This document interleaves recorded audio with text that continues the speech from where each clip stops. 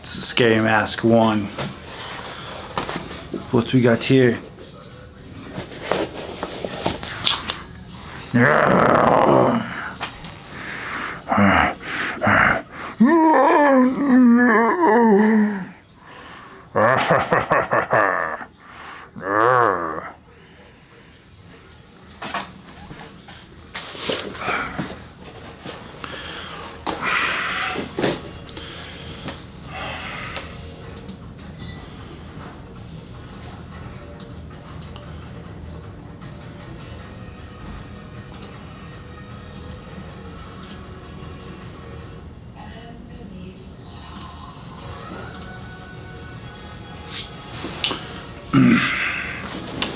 Hello, my name is Steven Tallis, and I am a filmmaker. So, how does native horror, predominantly horror movies with a native theme, differ from modern mainstream horror movies?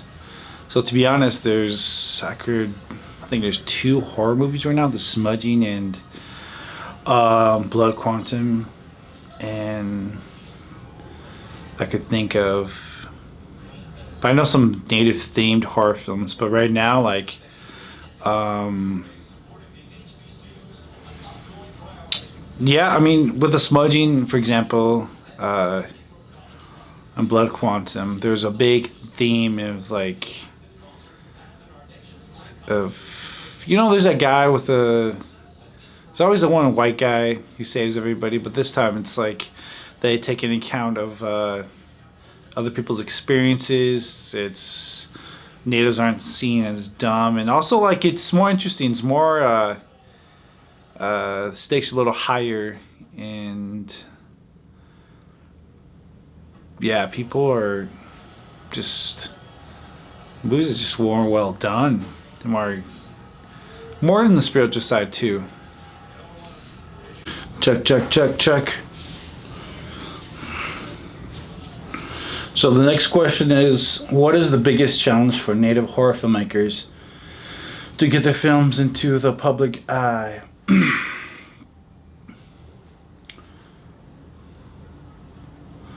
The biggest challenge for native filmmakers, in my opinion, is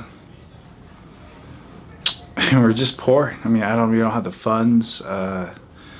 We don't have the liberties, I guess, like, to just, not work and be okay and work on our crafts and have fun with it. I mean, we got to support ourselves and support our families, and yeah, I mean, we can't just borrow money from our parents. Yeah, there's a lot of limitations, and I think right now the biggest challenge is funding and taking a chance on native horror legends, because there are some crazy stories, but some people might be like, I don't know about that. And yeah. 3, do you believe native horror to be an important component to the horror genre, and why? Native horror is missing from the horror concepts of, I think right now, they dabbled a little bit, especially in the Skinwalkers, Wendigo areas, but they haven't really fully invested into it. And I think the horror genre right now is getting bleak. It's getting a little stale. But I think if you put Native American legends in there and horror legends, I think it would really be effective in turning around the horror genre to get more new content out there. So number 4, what themes do you focus on when graphing out your ideas? So there's 3 things I focus on: is budget constraints, the type of legend, and just what area I'm filming in. Like, for example, like my next horror film is called The Howler at Black Mesa. It's gonna be a fun thing that kind of dwells into different legends around my area. You know, the small town skinwalker stories. But do they know they're skinwalkers? Or do they know what they're going against? And just stuff like that, kind of mysterious kind of stuff. And just how to one of the biggest things to graph an idea is take what you have in how would you put it into something creative, something that no one has seen before. Because we're all different. We all have our own different takes. We all have our different legends and cultures. And every tribe's not the same. And so our Navajo legend is different from maybe Sioux legends. And we're all unique. And so one of the elements is to graph what's unique to you.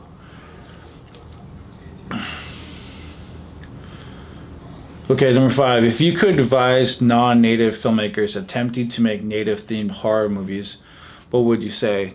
For non-natives making native-themed horror films, it's been done before. I mean, it's always, man. First of all, how do these guys get the money? You know, like it's insane. I mean, it happens all the time, and I mean, first of all, like I guess it's cool. You know, I mean, they're doing something with it. I mean. But this is what I'll tell them. I'll just be true to the legends. Be true to the people. Have respect for it. Don't make it cheesy. Probably going to be cheesy, but just try your best. Just have respect, and yeah, just go in there and just listen and hopefully tell a good story.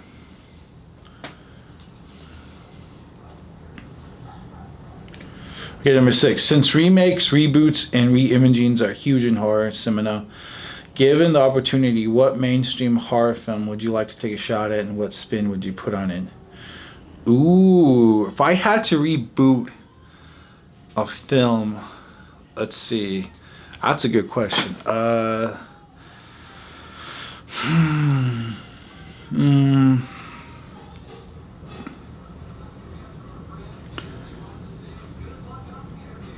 Man, that's a really good question. Let's see. I would reboot. Oh man, what's that movie called?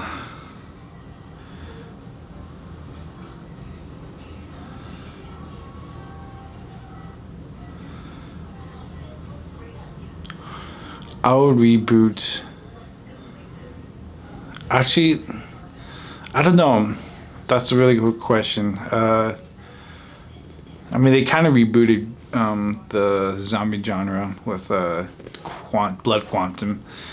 I'll probably do The Thing from Outer Space. I mean, that's a sci-fi horror film, but I would probably, you know, be like, oh, they ended up on some res and they discovered something and it kills them all.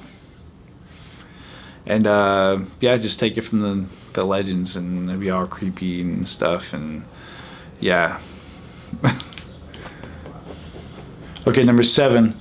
With so many issues in Native American communities, what issues do you feel are most important, and what type of horror would you make around it in them? So horror has it's a genre that you could say stuff in this genre that you can't say in any other genres. And one subject is residential schools. I mean, geez, like,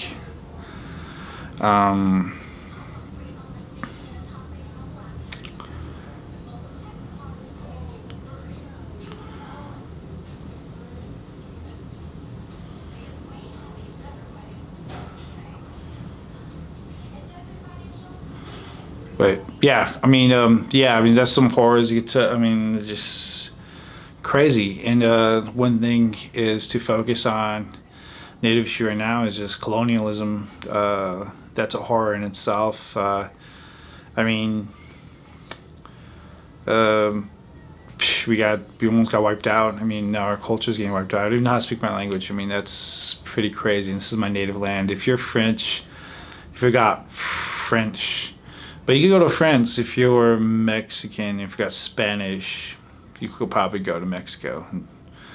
and learn it, but I'm Navajo, and yeah, if I go back, I can't learn it, or it's really hard for me to. But yeah, that's one of the main issues right now, and horror could speak to it. I mean, it's like, I don't know, it's gonna be pretty. I think it's gonna be pretty weird in the next couple of decades of being a Native American who doesn't really know their specific culture's language or tribe's language. Yeah. Okay.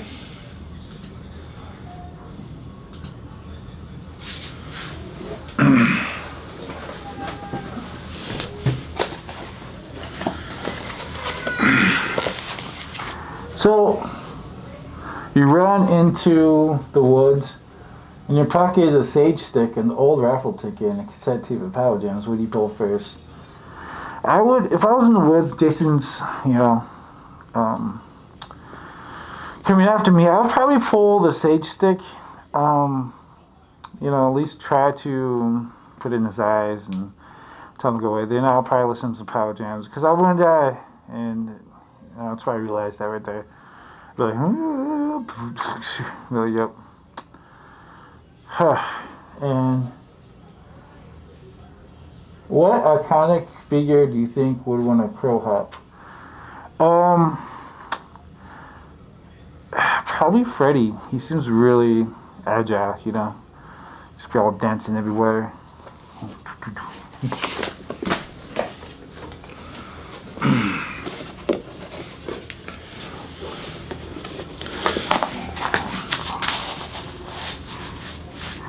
Okay, who would win in a fight between King Kong and Stay Put Marshmallow Man, No Biting Loud?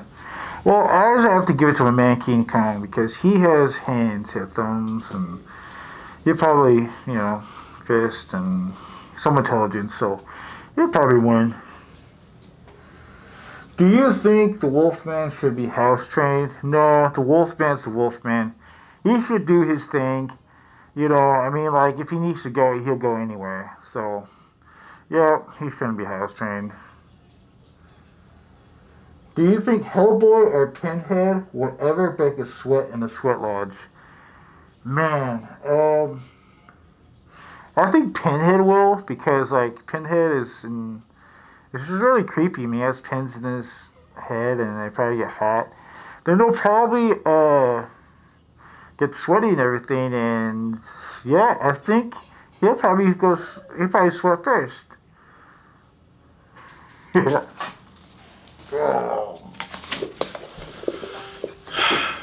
But thanks, Mike.